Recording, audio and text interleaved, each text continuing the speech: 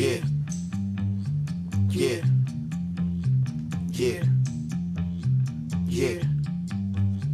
Yeah. Yeah. Yeah. Yes, y'all. Yes, y'all. Yes, y'all. Yes, y'all. Yes, y'all. Yes, y'all. Yes, y'all. Yes, y'all. Yes, y'all. Yes, y'all. Yes, y'all. Yes, y'all. And you don't stop. Don't stop. Don't stop. And you don't quit. Don't quit. Don't quit. And you don't. Our greatest strength is in the organization of our members and organization with parents and community. And we're not going to get good agreements. We're not going to get good policy from the school board unless we can actually exert our strength of our members and connections with parents and community. So what organizing means is actually building relationships, helping chapter chairs build relationships at school sites so that people are moving in unison and with resolve at school sites. And likewise with parents, to help chapters build those relationships with parents that we can bring to bear over the course of time. Well, organizing is work. It really is. There's no shortcut to organizing 30,000 people. You've got to be out there talking to them. You've got to be among them. They've got to see you on television. They've got to hear you on radio. And they've got to like what you say. And if that's the case, then you're halfway home. The things that could be done at the school site that are really critical to building an organizing culture and building the kind of organization we need include having regular chapter meetings. Once a week, once every 2 weeks, so that you can connect with your members. Whether 5 people come to that or whether 50 people come to that, you've got to have a regular place that people can connect with each other and talk about issues and develop strategies around those issues. A second thing that's going to be critical at school sites is chapter chairs identifying emerging leaders or new leaders. So looking around at their faculty and really trying to assess who's ready to step up into taking on a role within UTLA or within parent and community organizing. And a third thing that's critical at school sites is having communication networks ready, email groups, text trees, phone trees, etc. And the final thing is we've got to have those red shirts out. People might think it's trivial. It may sound trivial to people. It's not.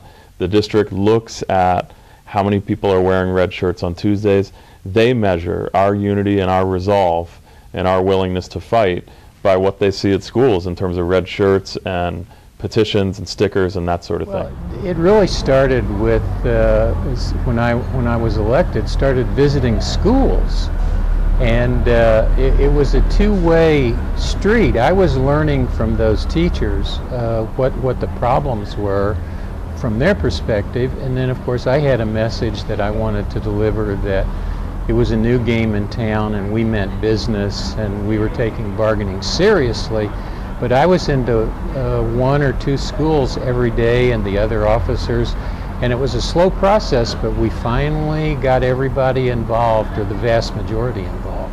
Make no mistake, the money is there. They are lying. They are lying. They are lying.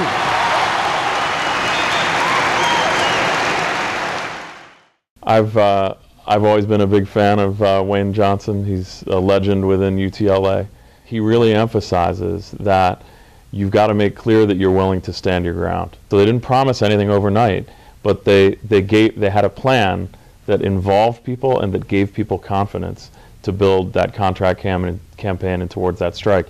The other major lesson from Chicago is they invested their time with parents and community organizations, so much so that on the 5th day of their strike, they still had overwhelming parent support in the polls that were done. So some of the lessons from St. Paul are around actually bringing parents and community into some relationship to the negotiations. So they actually were able to bring parents and community organizations who were concerned about the proliferance of standardized testing into relationship to the negotiations, into relating to the district, and that really helped them push that demand and win around that demand.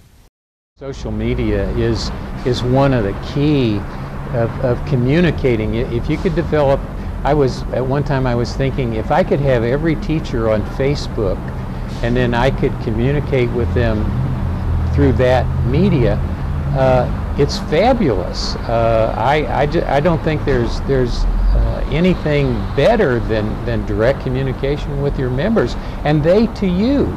You know, they can let you know what's going on. I used to have to go out to schools and talk. I learned so much in talking to teachers. I would find out they'd had an insane principal that was doing all kinds of contract violations, and they didn't know what to do.